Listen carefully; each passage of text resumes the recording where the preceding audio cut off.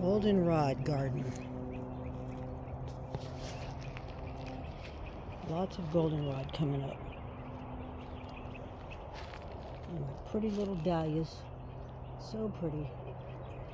Hard to grow here, but pretty nonetheless. Lantana. Just lots of goldenrod. It's going to be fun to make salve with. The wildflower experiment, drew the seeds in there, and there they went.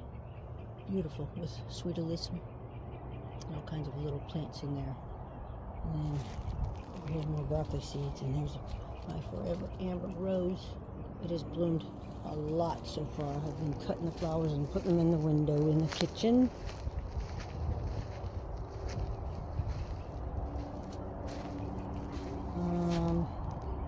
Coreopsis. I think they're Coreopsis. I can't remember now. Lots of fun things growing. Life is always fun out here. Peaceful too. This is my peaceful place. Always a project going on in here. Always a project going on in here. Look, I am rooting some Seven Sisters roses. And as you can see, they're starting to sprout. They're going to have leaves, so I was successful on my first ever try to propagate roses from cuttings, from any kind of things, because I've never propagated roses before, and it's turning out great. Look, there's little leaves in there. Oh my goodness. You can see how easy that was, because look, it's just a cup, just a plastic cup over top of it, and some wet dirt with some rooting hormone. That's what's going on in here. Lots of things. Zebra plants. Christmas cactus that's got new growth. Plant jewelry everywhere. Got plant jewelry everywhere. It's a piece of clay. Clay of heart. A little angel. I have plant jewelry in every one of my plants, I think, now. Little dragonfly. A frog. Just got to put something over there in that one. I see it doesn't have nothing on it, but it will soon. Old relics, hand-me-down jewelry from relatives. I used to make a lot of jewelry, but now I just use what I have and make things. And I love making plant jewelry. Like, that's an earring that I lost. I made the earring, but I lost its partner. I could have made another one, but I'd rather just make plant jewelry. I got enough earrings. And I just put this one in here, another little dragonfly. This one was fun and easy. I made with the classroom for Mother's Day a couple years ago. And then I love these little clay pots. You can buy these little clay pots at Walmart, online Walmart. And I got two in here, but I haven't put one on that one. And this is just a piece of glass that I wire wrapped. But there's plant jewelry in every one of these pots. This one is a little glass jar with a beaded lily and a little frog inside, which stands for fully rely on God. And I see I need to replace it, because if you put them on a stick, like I did on these little wooden sticks, they will rot in the soil. So do yourself a favor and get the little shepherd's hooks from Amazon. $8 and something for about 20 of them. Of course, here's another one. Gotta put something on it. Gotta put something on it. And this is the plaster of Paris I used to make those pots. I need to clean up in here. I clean up in here every few days, because every few days I got it messed up again. Did you see my pineapple? I'm all over the place, y'all. Sorry, but it's getting big. It's growing. And look at the leaves. It got damaged in the freeze, but it's still alive. Still growing. I pulled a bunch of this mint out. This mint is just taking over. Oregano's doing great. It died down a little bit, so I cut it up back, and it's growing like crazy. There's another one of my dish gardens. It's one of my other new obsessions, dish gardens. I actually put dishes in. Let me show you this one outside that I think is so cute. Look at this little dish garden. So cute. Adorable, huh? And I got a string of hearts. I went to a plant swap about 2 weeks ago and got about $500 worth of plants for free, swapping with other people. It was awesome. So do yourself a favor, instead of going and buy and pay full price for some of these most expensive plants, find out if there's a plant swap in your area and go do that. It's more fun anyway. Good, almost lunchtime, everyone. I had the day off today. Sorry, because I had to go to the doctor. I injured my right calf over a month ago by wearing compression socks. So buyer beware.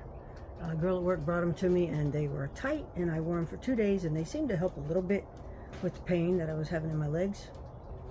But on the third day when I woke up, my right calf was all swollen and red and sore to the touch. Very sore. So I just, went on with it and figured it would just go away. And I put stuff on it and tried to make it get better. Didn't wear the socks anymore, so don't do that without doctor's advice. But anyway, so it's been over a month, so I went to the doctor today for other reasons besides just that, and I told him about it, and he said, okay, it's time to go get an ultrasound on your calf and see if maybe you have a possible blood clot. I'm thinking, nah, it's probably not that. I'm thinking maybe it's my sciatic nerve, because it hurts my knee in the front and the back, and my back hurts all the time anyway because I have osteoporosis and degenerative disc disease. So anyway, I went to the doctor. I got a 2:30 appointment today for an ultrasound on my calf. But while I'm off today, I decided I was going to start a new project, of course. Anything to do with gardening, right? Because I'm not going to let this situation limit my gardening. If I can work, I'm able to go to work every day, I'm able to come out in the garden and do some things for God and nature. So I'm making some flower pots out of doilies, some old doilies that I had, hand-me-downs from ancestors, probably grandma, and I dipped them in plaster of Paris and water, and I'm going to show you what they look like. I'm going to take you over here, and they're drying right now. I just did it, and I have them draped over a pot, and I only had 2 to do because I want to try it out and see how good it works. This is how they look. There's one of them, and they're almost dry, believe it or not, because it's so hot out here. It's still a little loose. But if I get them to dry completely and they turn hard, if not, if it wasn't enough plaster of Paris, because I've tried to go light on it because I want to be able to dip it in there like in water, and if it's too light and they don't stiffen up enough to put on a pot in them, then I will dip them again. I have a whole box of this stuff. Anyway, always starting new projects. And that's what I'm doing this morning before I go get my ultrasound. And these flowers right here, they start with the letters PH, Phacelia or something like that. I've never grown them before, but I can't wait to see what they look like. I thought for sure they would be bigger than that, but as you can see, they're not very big. I know it's blurry. And I think they're purple. And then I had a drum gourd coming up over here. And I got plaster of Paris on my black pants. Not good. And just all kinds of things growing on here. I planted some buckwheat, which is a fun plant to grow. Very good for your soil. And sunflowers, of course. Gotta have sunflowers. And this sunflower here, it's got very many heads on it. It got a sunflower rust on it, and I had to cut a lot of leaves off. It's got its first bloom. Lots of blooms. Look at all those blooms. There's 1, 2, 3, 4, 5, 6, 7, 8, 9, 10, 11, 12, 13, 14, 15, 16, 17, 18, 19, 20, 21, 22, 23 blooms on this thing. That's my compost pile, so don't pay no attention to that. It's got a lot of broccoli in there. A lot of broccoli seeds coming up. But anyway, I can't wait to see the sunflower get the heads all open up. That's going to be fun. And the chrysanthemums. When you buy the chrysanthemums in the fall for your fall decorations, don't throw them away when they die in the pot. Put them in the ground before they die. And this is what you'll get.